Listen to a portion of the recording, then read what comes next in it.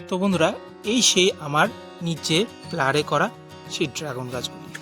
যে ড্রাগন গাছে কিন্তু এই সময়ও প্রচুর ফল আছে। দেখতেই পাচ্ছ যে ফলগুলো মোটামুটি পাকার অবস্থাতে হয়ে আছে, মানে পেকেই গেছে। প্রায় প্রায় 80 থেকে 85% কিন্তু পেকে গেছে। যেমন এই প্লাটটাতে ফল আছে, তেমন কিন্তু এর চাইতে বেশি এই প্লাটটাতে ফল আছে। আর ফলগুলো কিন্তু খুব সুন্দর হয়েছে।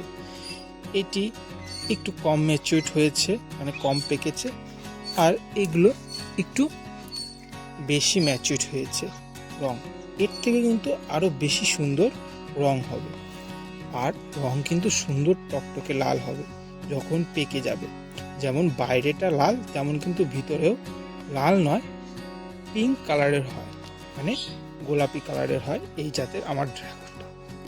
আর বন্ধুরা, আমার এই নিচের পাশাপাশি কিন্তু ছাদেও আমার এই ড্রাগন ফলের গাছ আছে। ছাদেও যেমন সুন্দর ফল হয়, তেমন কিন্তু এখানেও হয়।